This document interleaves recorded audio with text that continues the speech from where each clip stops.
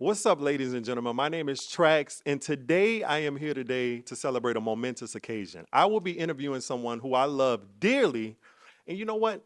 Not many his age have accomplished something like this. So we're going to get into it, find out why. Without further ado, I want to introduce you to my friend and newly published author, Matthew Johnson. Hi, hi, hi. What's up, Matt? How are you? I'm doing good. How are you? Good, good. So let's just get right into it. I remember hanging out with you the first time we hung out, and you told me that you were in the process of writing a memoir. Yes. Now, when I think of a memoir, I think of Michelle Obama, I think of Benjamin Franklin, Oprah, Cicely Tyson. Tell us what on earth a 27-year-old is doing writing an autobiography, a memoir. I would say I feel like we go through trauma at a younger age versus we gonna like in your 30s or your 40s. You still can go through things, don't get me wrong. But I feel like you experience more in your early childhood and like your 20s. Like you go through so much and like there's a different decade. Like I feel like I just wanted to just get my story out of there just like now because like my 20s are ending and it's everything's going in the right place for me. So I'm like I want to start my new chapter and that's going to be something different.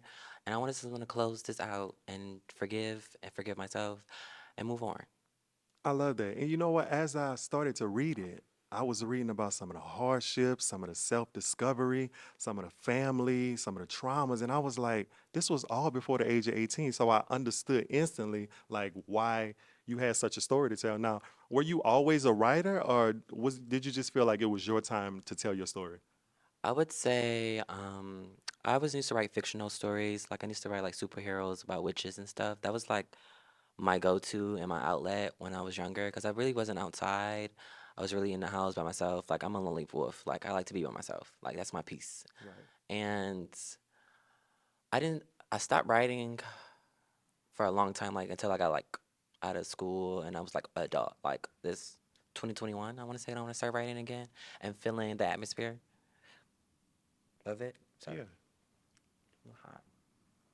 Okay. So 2021. So it took you approximately 4 years, right? Yes, And so that detailed from the beginning of your life to this current point. correct. Yeah. And so what space were you in? Like when you wrote, was it like a continuous thing or what put you in the mood to write? Like, tell us about your writing process. Okay. I would say that when I moved to Atlanta in 2021, I discovered a therapist after I had hardships of a lot of things. Um, I would say therapy really just pushed me and motivated me to just want to like heal myself and get over things and actually be a better person. Wow. And speaking of like the suicide attempt, you did speak about that in the book, but I Yes. don't want to jump too far. Let's talk about your early life. Tell me some things about your family and you just coming up as a young man. I was more so a sheltered child. Like my mom didn't let me go anywhere. Like I just had to be in the house. Like it's either I go play outside or I stay in the house and play video games. I really didn't have a lot of friends. Like I'm not really like told you I'm a lonely wolf. Like I don't really like mingle with a lot of people. And so my family is chaotic in some ways and like everybody else's family. Like nobody's family is better than others, I would say, with issues. But I grew up really sheltered and happy and kind of understanding, but not at the same time, Yeah. if you get what I mean. Gotcha. Okay. Well, I want to I think it was the first chapter. I read this. I have my notes here. You mentioned that your mom was allergic to you Yes. in the intro. Tell us what you meant by that. So my mom, she didn't know she was pregnant with me for like 6 months, basically, and she was very allergic to me. She didn't know why she was getting sick, and they told her that she was pregnant with me. And what she used to tell me, it was like I was never supposed to happen. So I always took that as I'm a miracle person, like I'm a miracle person. I'm a miracle baby, and I just ran with that. And like I know I'm special. I know that I have a gift to give. I would say.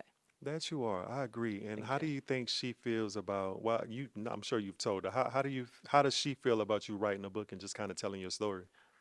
She's proud of me. She's glad that I can express myself and understand who I am as a person now. And she just wanted me to continue to just be a better person and live the life I want to live and achieve what I want to achieve.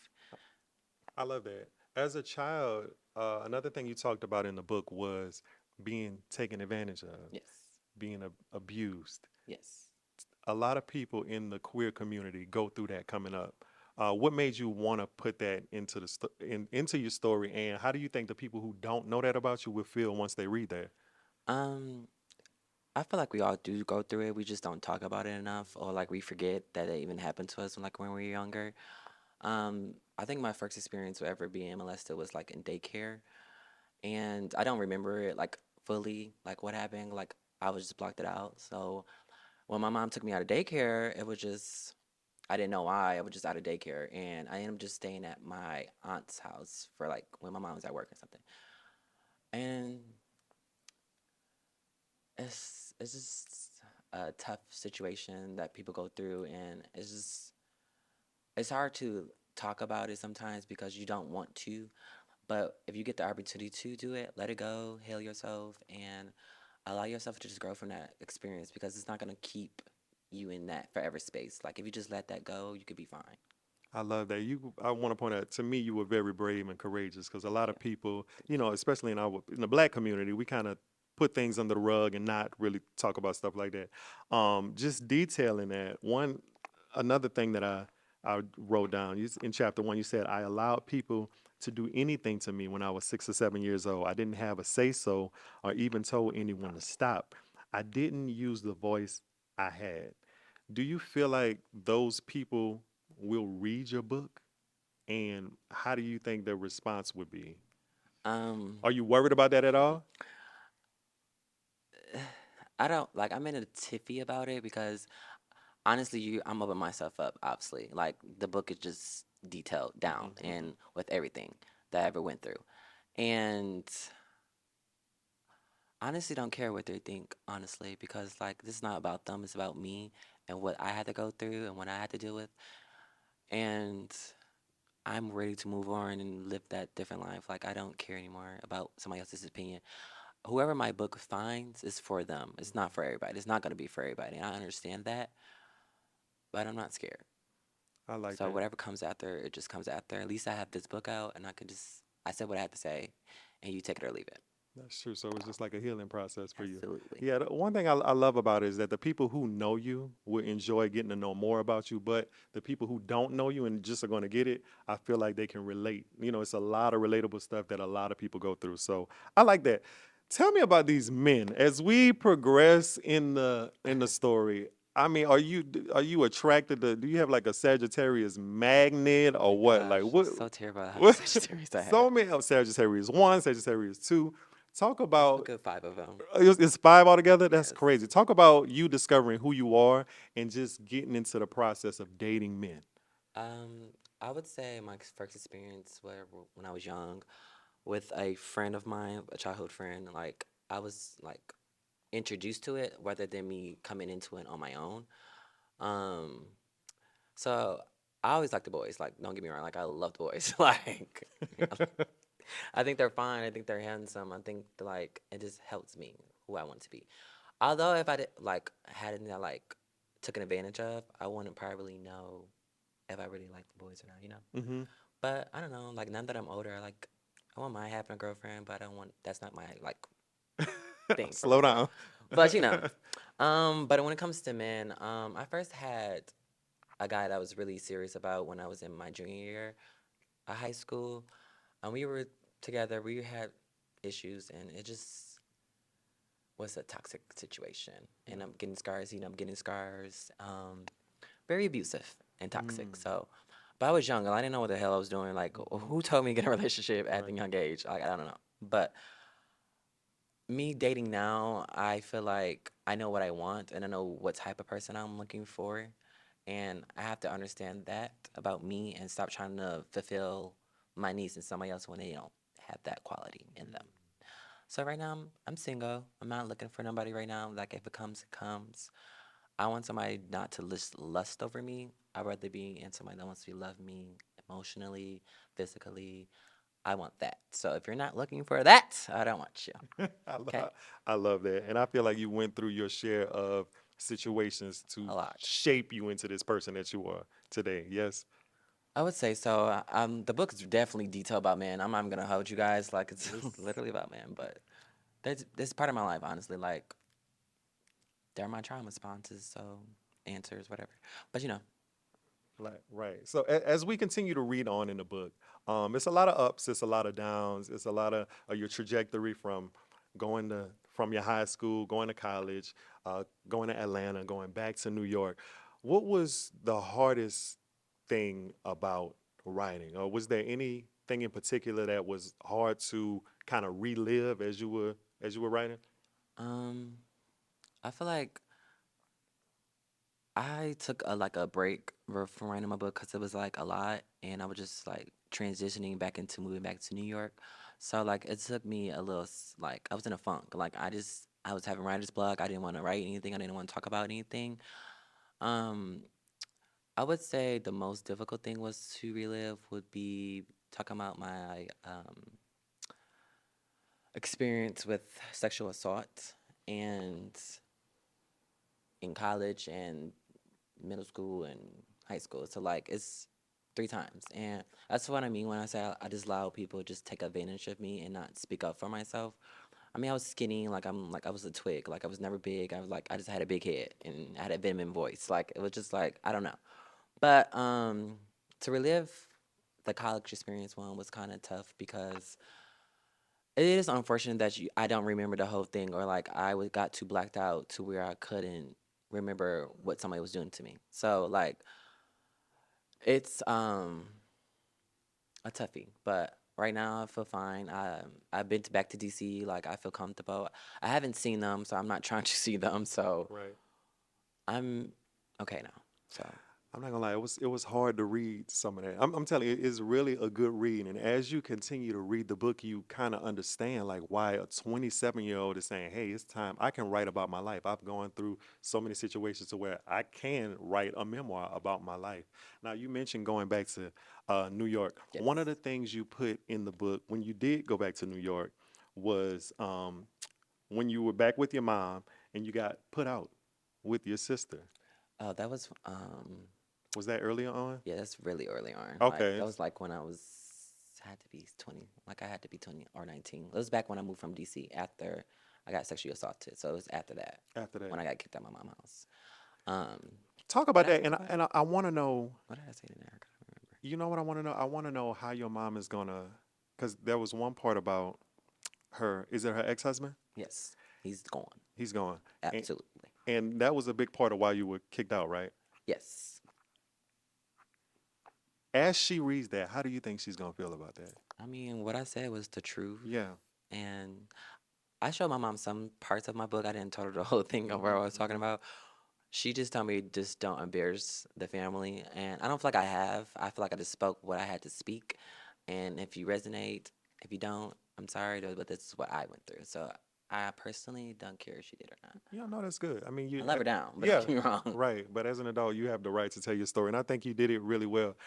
If I could put a theme to your book, it just seems like even the way you approach your ambition, the way you approach relationship, the idea of love Yes. with an open heart, open spirit, just an honest soul. But a lot of times you really get the short end of the stick, Yes. and kind of a blockade. Do you feel like those struggles were worth it in the end compared to where you are today? Like, did they made you who you were per Mm, se? I would say anything I did go through, I appreciate it. I learned my lessons from it. I'm not mad about it, although some I would skip, but I'm just gonna take it with a grain of salt and continue to push forward Hmm. with them. So hey, here we are. I like that. What's the most important thing that you want the viewers to know? Like, if you could sell a book right now, like, what would be the single most important thing to get people to read the book? Like about me, or Yeah, just about like just what's the takeaway? What would you want people to read who may not know you? Like, what would be the takeaway? okay. So first half of the book is basically like a memoir about me, and I'm just telling my story so people could feel resonate and get comfortable with the ability. And then the second half of the book is like a poetry. So I wrote some poetry in there to just like get you through the day. You can resonate it if you have to come back to it. And then the last part of the book would be tools to better yourself and healing yourself and actually want to grow. So I did three parts to this book by myself, poets, and then I did tools to help you heal. Because like, if I can heal, you can too. Like, it doesn't take that much. All you just need is yourself. I'm telling you, it was so poetically structured. You would have believed that he has written like many books. I was so shocked, but I was very proud of you It's too. the first start. Right. And you also mentioned reconnecting with your inner child. Yes. Tell us, how has that helped you in your healing process? Um, I feel like my inner child needs to be heard more, and it wanted to be free. Like, as I got older and I could do things on my own, I didn't need somebody else to do something for me, like, so I had the ability to dress how I wanted to dress, or wear what I wanted to wear, or do my hair how I want to do my hair, because nobody could tell me no, because I'm doing it for myself. And once I start healing that inside of me, I think that's when like my mind just starts switching over to like, damn, I need to get over these other situations I've been through and just allow myself to be free again, Mm, like I was a child. that's I good. felt the most happiest. Like, I was real, like, things I'm doing now I wanted to do as a kid, and I get the ability to do that. So my child is happy right now. I love that. That's beautiful. After completing it, so take yourself back to when did you complete it? Do you remember? You want me to be honest? Or the month? Yeah, You want me to be really I honest? do. I just finished it, and You just finished it. yes, I just finished it. Like, Oh, it's nothing I want to change, I don't think. But it's finished. I'm just gonna let her be as she needs to be, yeah. and let her arise as she needs to rise. Oh, you can Okay. go. So after you had that wow moment, like, wow, I completed my book. What changed? Did that change your life in some way? It was a full circle moment. Like, I'm ready for book two. I already know what I want to go in the direction I want to do for book two. So it's like I want to continue to go on that path of what Matthew needs for himself, and when I say careers, I would say careers I would do. I like that. What else do you want them to know about this memoir? Take it, give yourself grace, Mm, give yourself ease, and understand that you're not alone in this world. That you have somebody that's going through the same things you probably went through, or something similar. That you can talk about it. You have find a support system. And once you do that, just take the tools to heal yourself. That's what I want people to resonate. Like, it's not even about me and what I had to talk about. You're just being added to my life and my mess and what I go through. But, I never know who it might touch. So that's why I did it. Not for myself too, but I did for others too. I agree with that. And as a black queer man myself, I could relate to a few things. Just reading your story, I was like, wow, I could relate to this. So one thing I wanted to ask you that I didn't, the cover of your book, Yes. so powerful and Thank you. intentional, right? Yes. Tell us about that. So the cover art basically symbolized who I am and what I was going through from like my toddler years into my teen years into my adult years. And my adult years ended in my 20s, basically. When you get to 30, you get to 30. Mhm. But the illustrator is I'm having a blank. Sorry. You said Preston, I think. Yes, yes. Preston. His name is Hmm. Preston, and he made the cover art of the book, and he really resonated with what I was talking about and what I wanted to achieve when it comes to the cover art of the book. And I'm appreciative for his work and his hard time he put in for that book. Well, my book. So I love that. And the crazy thing is, y'all, I'm sorry, even the stuff we've talked about, we haven't even scratched the surface. It's so much more deeper. I'm telling you, I'm a lover of literature, and it's the manner in which he wrote is so poetic. I told him earlier today that as I was reading, is so visual. I could actually see his life. Like I had the picture in my head of him going through it while I was reading. So you did a really good job to thank you. say this was your first time writing something like this. Um, we covered a lot today, but if before we go, chapter 10, the title of chapter 10 Name is is Matt. Who is Matt? Yes. If you had to sum up after going through this experience, going through all of your personal experiences, and going through the experiences of writing your book today at this very moment, who is Matt? I would say Matt is a person that is ambitious, that wants to find himself and wants to heal himself. He's looking for love and real love.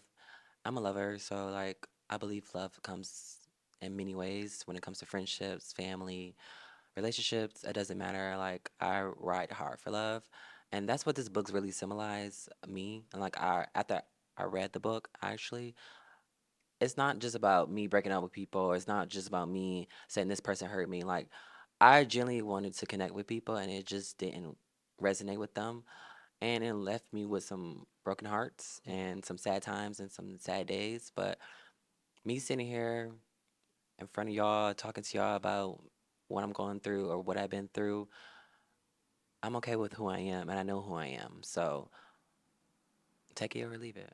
Now, chapter 11, Yes. Unbreakable. Yes. You gagged me. It was a shout out and a dedication to your family and friends. Yes. But usually you're not affectionate. Talk No. about just having that tough shell and what made you break out of it for this. Um, I'm very much a hard body person. Like I don't like to show a lot of affection. I don't like to be overly affectionate with people. Like I feel like I'm really more so like a person that doesn't like to speak about their feelings, but I had to understand like speaking about your feelings and communicating and transparency is better than holding something in. And I dedicated all that to my friends and family, and I wanted to give my appreciation to everybody and give a thanks for being there for me and being there for my hard times and my hardships and just understanding who I am because I let you guys in. Beautiful. Are you proud of yourself? I am proud of myself. I I'm feel accomplished. I'm very proud of you too. So, Thank you. ladies and gentlemen, it's been a pleasure to sit here and interview Matthew Johnson, an authentic, painful truth Yes, it will be in stores March 16th on Amazon. on Amazon. On That's where we Amazon, can get yeah. it. So be on the lookout for the link. He tell us where we can find you. My Instagram is going to be Matt Johnson Official. That's for everything. That's my name. Well, don't wear it out. And I'm signing out. See you guys later. Peace.